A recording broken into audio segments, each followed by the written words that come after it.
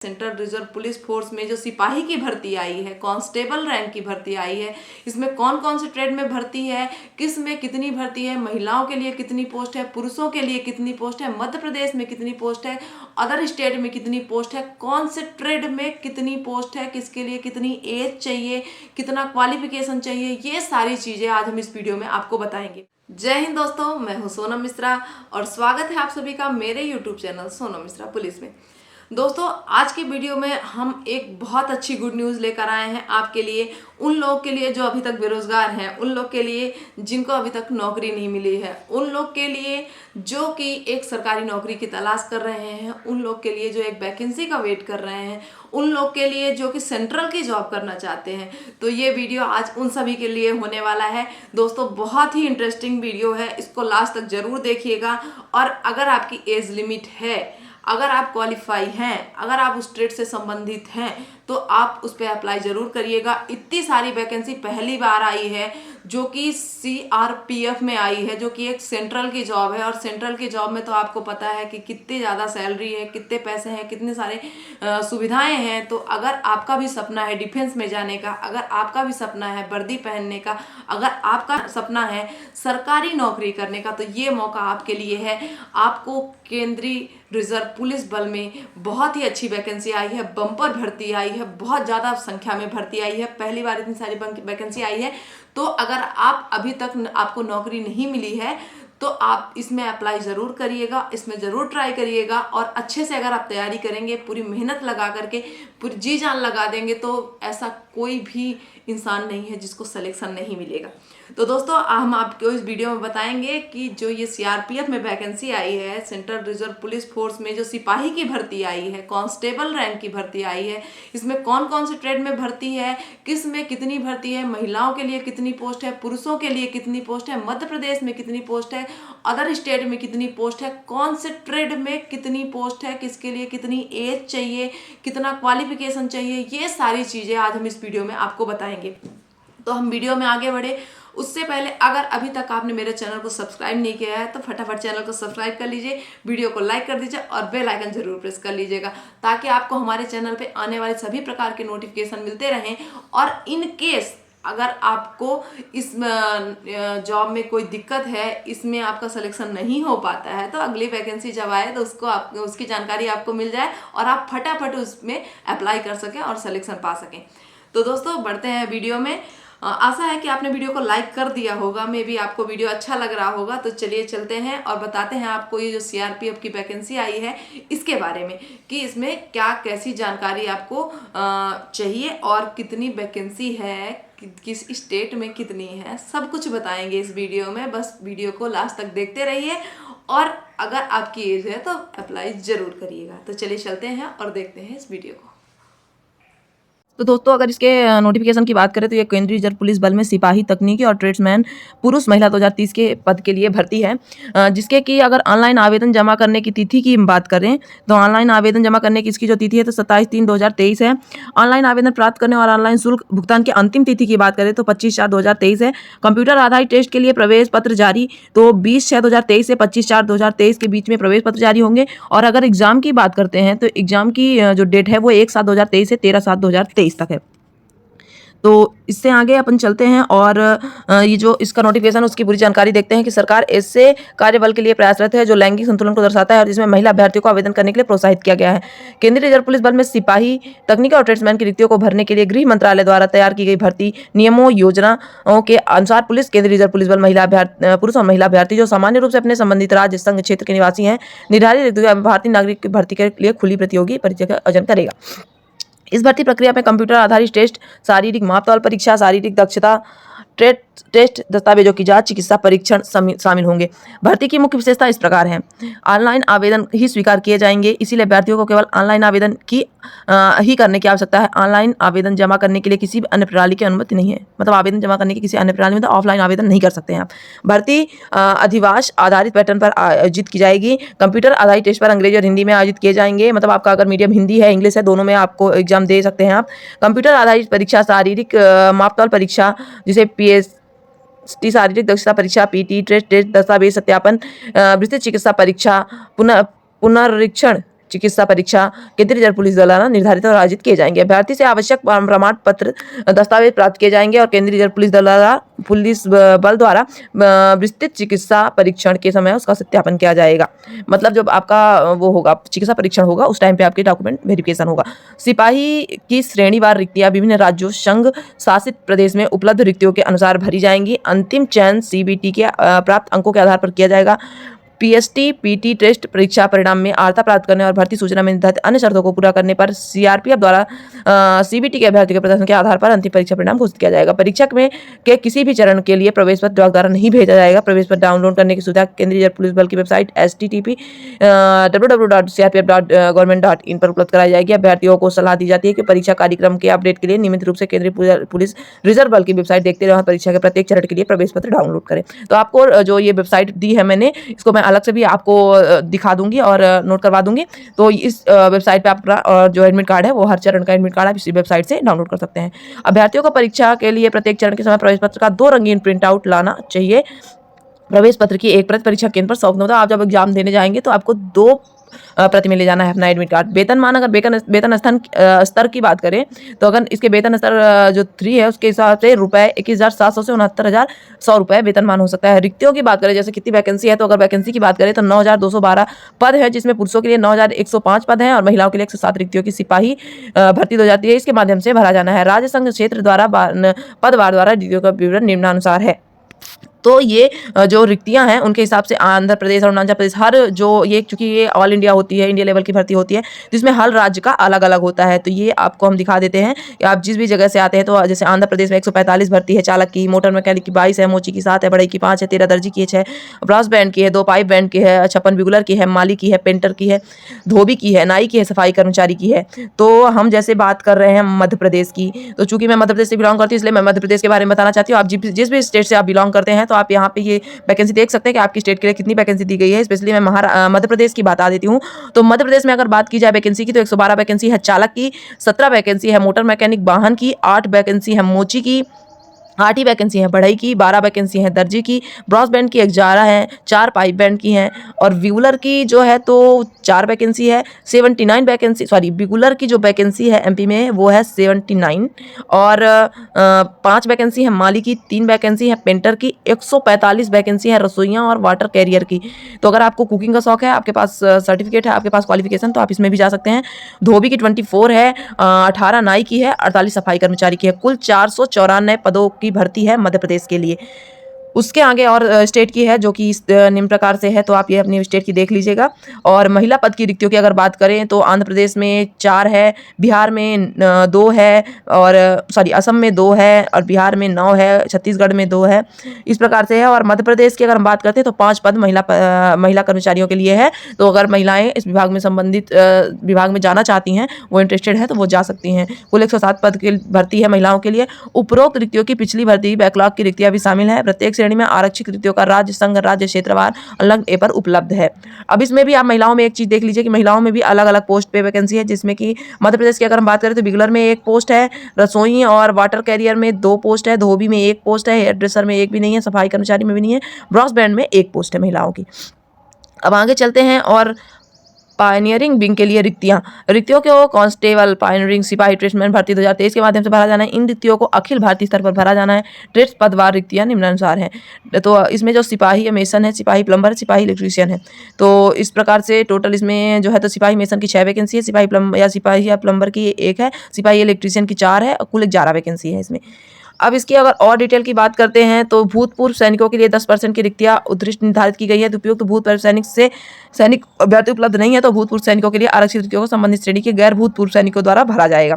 चूंकि केंद्रीय reserve police बल में रिक्तियां राज्य संघ राज्य क्षेत्रवार उद्दिष्ट की गई हैं, इसलिए अभ्यर्थियों को दस्तावेज सत्यापन चिकित्सा परीक्षण के समय ऑनलाइन आवेदन पत्र में उनके दर्शाए गए राज्य संघ क्षेत्र अधिवास स्थानीय निवास प्रस्तुत करना आवश्यक है। ऐसा न करने पर उनकी उम्मीदवारी तत्काल रद्द की जाएगी। तो आप अपना जो निवास प्रमाण पत्र है वो अगर आपने नहीं बनवाया तो आप बनवा लीजिएगा।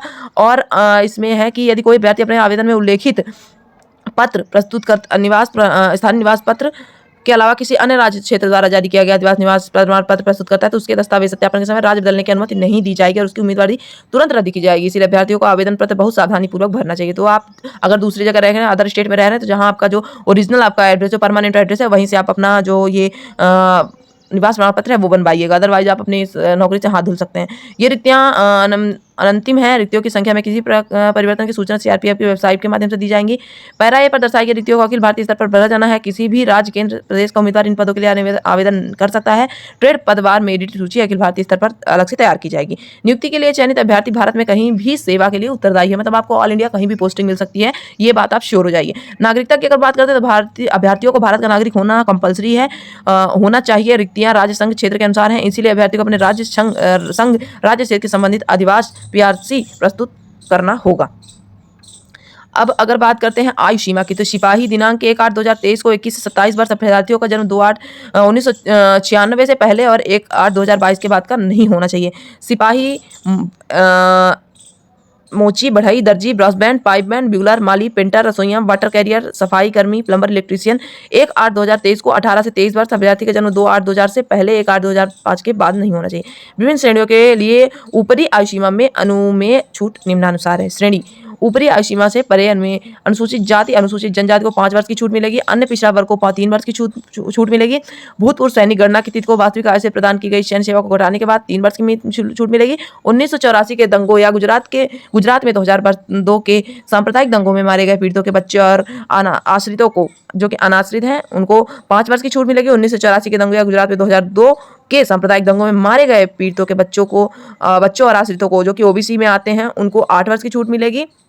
और जो ओबीसी के दंगों या गुजरात में 2002 के सांप्रदायिक दंगों में मारे गए पीड़ितों के बच्चे और आश्रित, जो कि अनुसूचित जनजाति और अनुसूचित जाति में आते हैं, उनको 10 वर्ष की छूट मिलेगी। दिव्यांग व्यक्ति पीडब्ल्यूडी अथवा अर्थात HOH, BH और या ऑटिज्म से ग्रस्त व्यक्तियों को उपयुक्त वर्णित पदों की किसी भी श्रेणी के लिए उपयुक्त नहीं पाया गया है, इसलिए उन्हें आवेदन करने की आवश्यकता नहीं।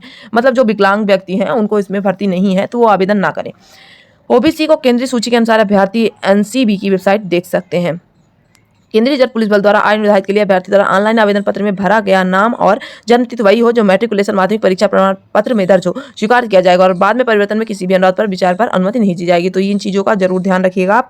और उसके बाद और बात करते हैं कि एसी भूतपूर्व सैनिक जो अपने पुनः रोजगार के लिए भूतपूर्व सैनिक के तौर पर दिए गए आरक्षण का लाभ उठाने के बाद नियमित आधार पर सरकार के अधीन सिविल पदों का रोजगार पहले ही अर्जित कर चुके हैं, वो भूतपूर्व सैनिक श्रेणी को शुल्क रियायत में आरक्षण के लिए पात्र नहीं है। हालांकि वह बाद में रोजगार के लिए भूतपूर्व सैनिक के रूप में आरक्षण का लाभ उठा सकता है यदि वह सिविल रोजगार में शामिल होने के तुरंत बाद कार्मिक और प्रशिक्षण विभाग द्वारा जारी निर्धारित 14 अगस्त 2014 के कार्यपालन ज्ञापन में वर्णित अनुसार किए गए अनुसार प्रारंभिक सिविल योजना में शामिल होने से पूर्व जिनके लिए आवेदन किया था विभिन्न रिक्तियों के आवेदन का तिथिवार विवरण निम्नानुसार नियोक्ता को स्वघोषणा देता है।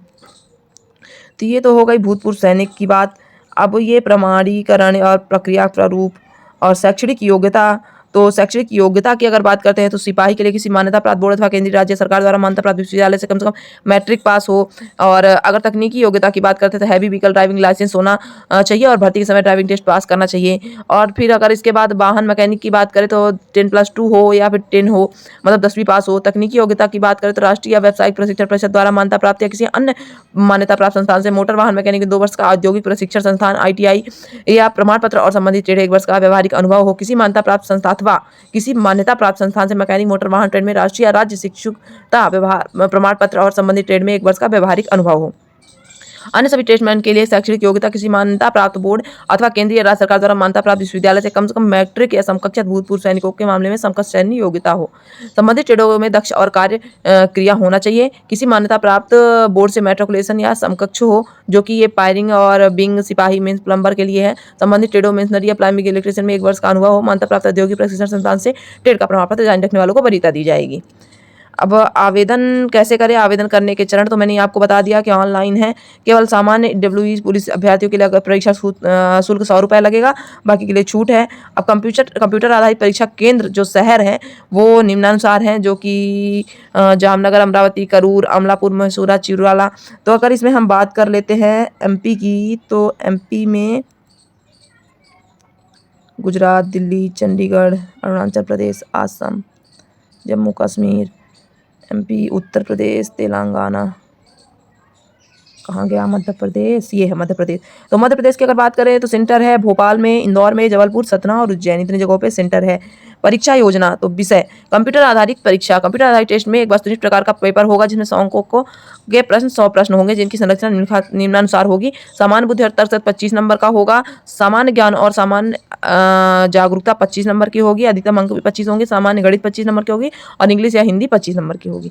सभी जो है तो विकल्पी बहुविकल्पी प्रत्येक गलत उच्चारण के 0.25 का नकारात्मक अंकन होगा। तो माइनस मार्किंग भी है, ये भी ध्यान रखिएगा आप। और अगर शारीरिक मानक की बात करते हैं तो पुरुषों के लिए 170 सेंटीमीटर हाइट होनी चाहिए, महिलाओं के लिए 157 की हाइट होनी चाहिए।